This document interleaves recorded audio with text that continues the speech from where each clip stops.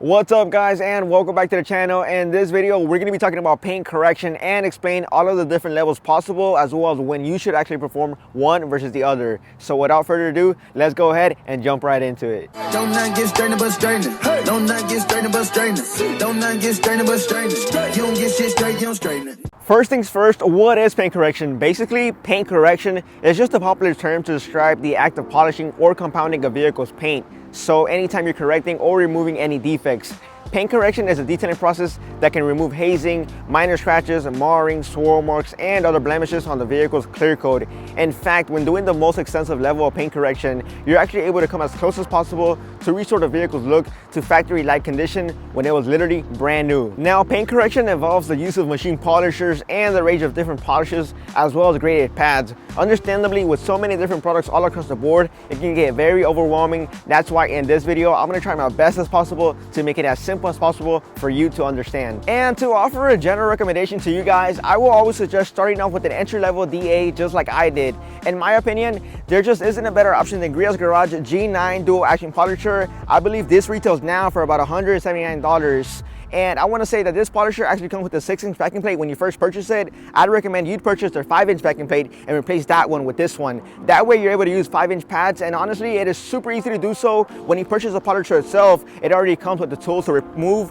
and replace the backing plate. So just an FYI guys, keep that in mind. In order for you to get to this stage of the entire process and start doing any polishing or any paint correction of any kind, you first have to properly decontaminate the vehicle's paint you're working on. I actually covered this in my last video showing you the entire process step by step, so if you haven't done so, make sure you check it out. It is my most recent video, and I'll make sure to leave the link down in the description as well. So the most entry-level service when it comes to paint correction, and typically a service you can start offering and performing when you're just jumping into polishing and taking that next big step, going beyond just washing, cleaning, or waxing a vehicle, it's actually performing a paint enhancement. So it is referred to as a paint enhancement, and basically what this does is enhances the overall gloss of your vehicle's paint. It focuses more on bringing out gloss and shine rather than correcting most defects. It will, however, go after very light imperfections, swirls, or hazes, but you guys get the idea. It is primarily more to bring out gloss, shine, and clarity out of your paint. It is supposed to be a quick process, or at least quicker than any of the other paint correction services there is to offer. This is where you go around the vehicle and do anywhere from 2 to 3 passes, rather a bit slower passes, and from there move on, not looking back to see if it's in perfect condition,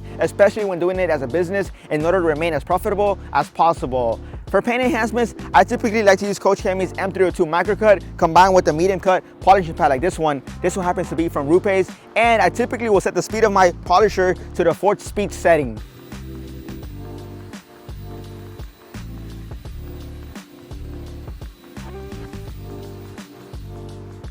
The next level of paint correction, where you actually start correcting some defects in the clear coat, is referred to as a one-step. A one-step paint correction is definitely going to be a step up from a paint enhancement, and this is where you will actually be able to concentrate more on removing deeper imperfections. In this instance, you will be using a combo that is slightly more aggressive, and your polish will actually do both cut and finish, as opposed to just a paint enhancement polish where it's focused on just finishing and bringing out gloss. So you don't want to do about 2 to 3 passes on the vehicle or panel you are working on, working not too slow compared to when just doing a paint enhancement, but not too fast as well. And if you happen to want to circle back later and do an extra pass or so, you definitely can do so, overall making sure you get a decent level of cut and a good level of finish. I like to use for this Coach Chemi's F601 fine cut or 3D1 combined with the 50/50 Eurofiber pad like this one from Buff and Shine.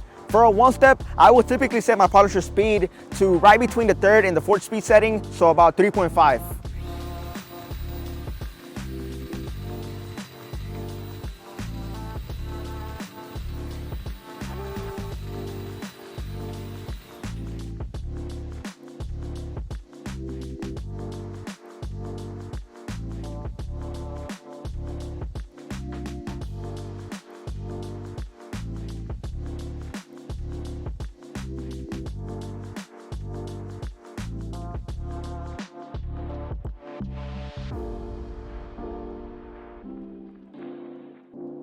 Now, before we move on and talk about a two-step paint correction, I want to talk about all-in-ones. So you've probably heard of all-in-ones, and honestly, this is where it can get a bit confusing, whether for beginner detailers or even customers. Basically, depending on which all-in-one polish you choose to use as a detailer, you can perform either a paint enhancement or a one-step paint correction and leave a layer of protection down at the very same time, whether that's a sealant or a wax. So the specific all-in-one polish you choose to use will do what it's supposed to do, whether enhance gloss or correct defects, but they will also contain protection in the actual polish itself. Basically, killing two birds and one stone, allowing you to add a form of protection while doing the actual correction. So of course, if you've been planning all along to either add a wax or a sealant on the vehicle after you're done doing a one-step paint correction or a simple paint enhancement, this would be a good product for you. This wouldn't be a good product for you, or you wouldn't use this in a scenario where you are planning to apply a ceramic coating. In that case, you just use a polish that contains no protection at all in them, like the ones I've mentioned so far in the video. So let me give you guys an example. If you want to do a paint enhancement and apply a dedicated wax, sealant, or ceramic coating afterwards, once again, you can use something like Coach Chemi's M302 Microcut.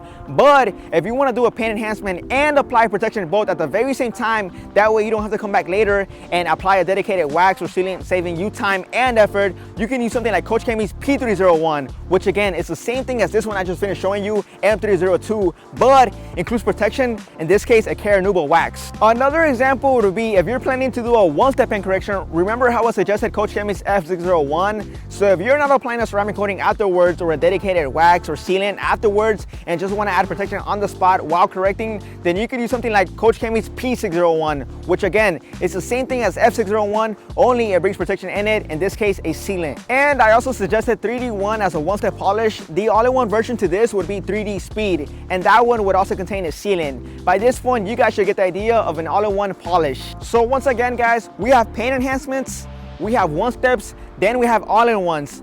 Paint enhancements all-in-ones, as well as one-step all-in-ones. That is how I can break it down for you and explain it as simply as possible. I would perform either a paint enhancement or a one-step alone if I'm going to be applying a ceramic coating on the vehicle afterwards when I'm finished, or I would perform a paint enhancement or a one-step with an all-in-one product if the customer just wants a standard protection on the vehicle, whether a wax or a sealant, but not a ceramic coating afterwards. I hope you guys get the idea. Now we can jump into two-step paint corrections. A two-step paint correction is literally what is named after, a two-step process. Typically a process required for vehicles with heavy defects, maybe older vehicles, black vehicles, or just a vehicle that you want to get as close as possible to a showroom shine. Maybe not a daily driver, maybe it's garage kept. You guys get the idea. So the first step would be to use a heavy and aggressive compound and pad combination. I like to use Coach Chemi's H902 and its corresponding pad. I love the color-coded system, especially if you're a beginner. That way you know and ensure that these are a pair and go together. So you would go all around the paint with something like this combo here, anywhere from 3 to 4 passes per section, removing about 80 to 90% of defects. Now, don't expect perfection, but know that it will definitely be much better than a one-step paint correction. After this first step, you're gonna have some hazing left on the paint, and that's when you wanna come back around with the second step of the overall process, a fine finishing polish and a fine finishing pad combo.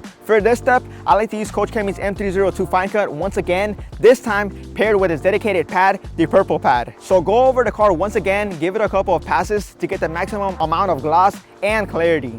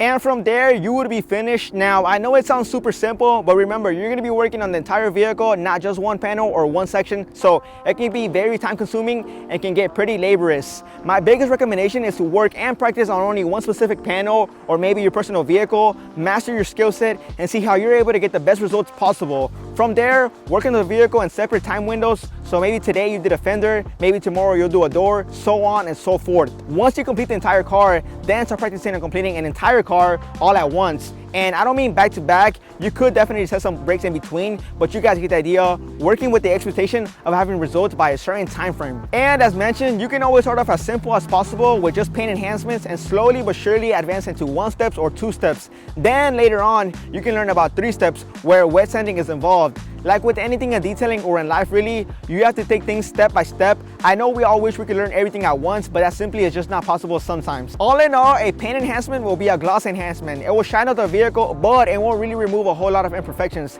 A 1 step will remove anywhere between 50 to 70% of light swirls, light scratches, and other imperfections. And a 2-step system, guys, will be able to remove anywhere between 70 to 90% of all imperfections. Keep in mind, if you're a detailer, nowadays the clear coat on most new vehicles are becoming thinner and thinner, essentially leaving us with very little clear coat to work with.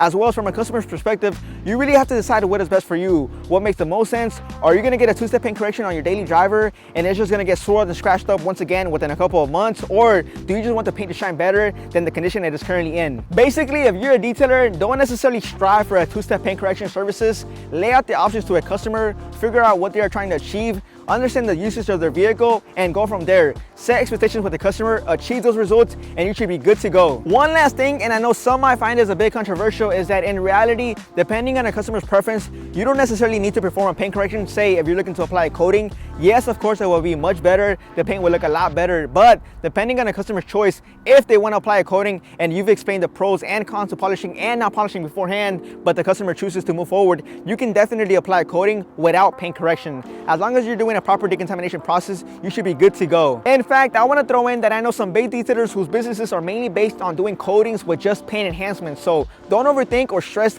that you have to know how to do all of the above. If you are comfortable only doing paint enhancements or only doing 1 steps or maybe just both of them but no 2 steps, then only offer those services and explain that to your clients. There should be no problem whatsoever. And once again, guys, if you haven't watched my last video where I show you the full decontamination process step by step, make sure to go ahead and do so. Also, stay tuned for my next and final video for this sort of 3-video series where I'm going to be showing you how to properly apply a ceramic coating. I'm going to be sharing and revealing a ceramic coating that is super easy to use and very ideal for mobile detailers. There you have it. That's going to be a wrap for this video. Thank you so much for watching. I hope you guys enjoyed this episode, and if you did, make sure you smash the like button, leave a comment down below, and press that subscribe button, as well as hit the notification bell button to join my notification squad. Don't forget to watch another video here on the screen. As always, guys and girls, see you on the next one.